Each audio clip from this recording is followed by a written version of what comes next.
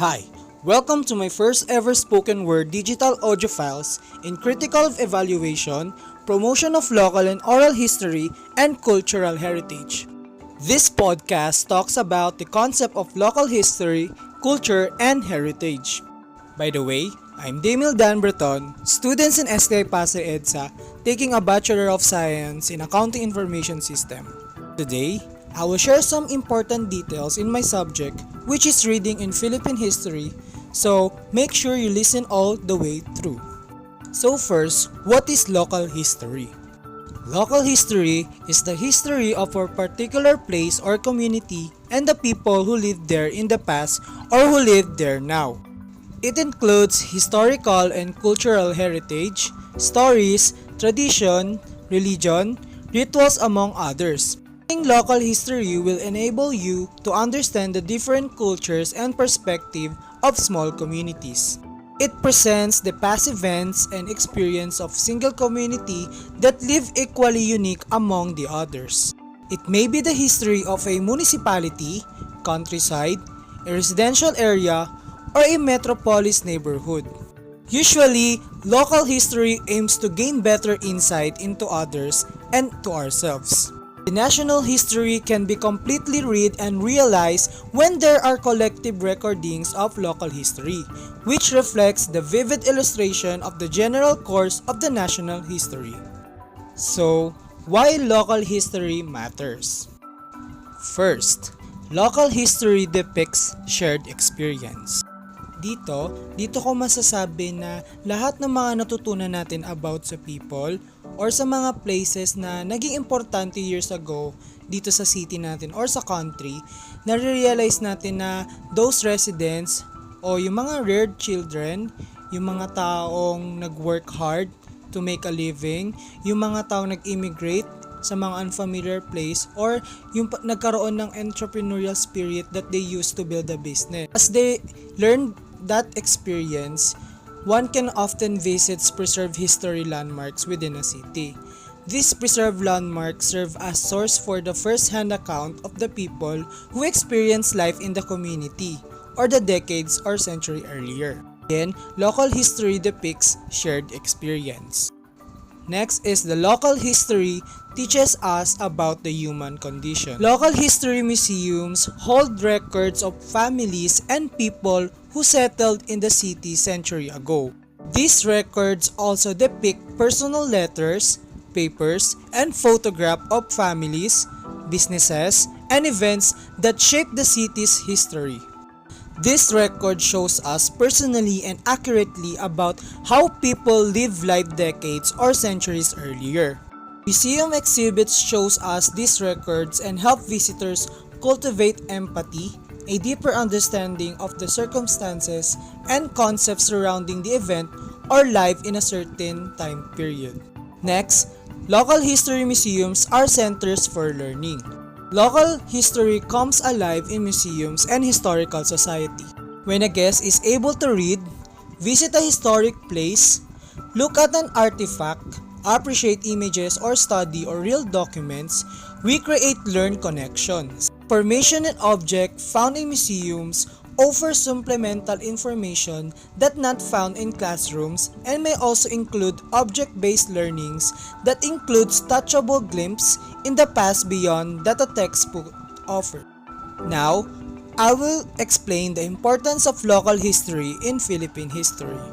Local history is expectedly closest to the people's heart and consciousness because it reflects their own identity, experiences, and aspirations. It is the interpretative recreation of the past of their locality, embracing its political, social, economic, and cultural life.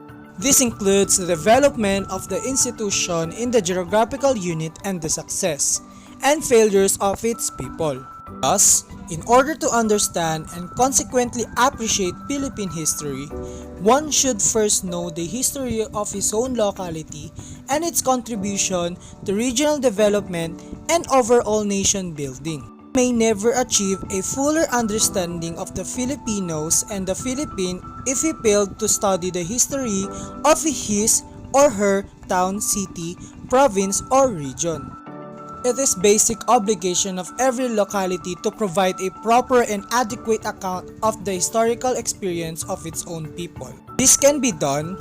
This will certainly enrich the national history and will correct the impression that Philippine history is mainly the history of Manila and its surrounding area. Far from fostering regionalism, local history will make the people understand better and appreciate more their total national experience and heritage as Filipinos. Under the RA number 8492 or the National Museum Act of 1998, it is the policy of the state to pursue and support the cultural development of the Filipino people through the preservation, enrichment, and dynamic evolution of Filipino national culture. The National Historical Shrine are defined under the Strengthening People Nationalism through Philippine History Act as sites or structures hallowed and revered for their history or association declared as such by the National Historical Commission of the Philippines. So next, what is culture? Culture is the all-encompassing term that refers to the customary beliefs, social form, and material traits of a specific race, religion, or social group. It can also refer to the set of shared attitude, values, goals, and practices that characterize an institution or organization.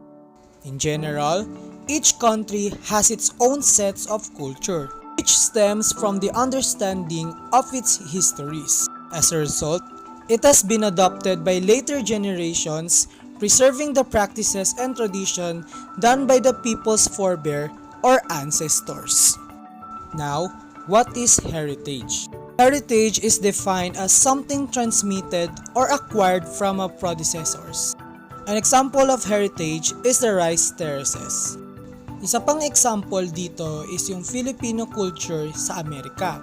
Pag yung Filipino children tumira doon in one day, it will inherit when they grow older at magkakaanak sila on their own.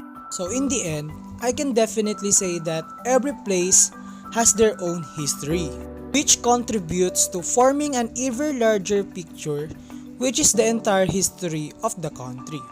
Each local history is significant in providing every minute detail the grand Philippine history may have overlooked. Now, gusto kong matutunan mo na ma-appreciate ang history, culture, heritage, and other practices ng iyong lugar. Always appreciate the Philippine history and build up their patriotism. So again, this is the end of my podcast. And I hope you learned something about the information in our local history, culture, and heritage. Once again, thank you and stay safe.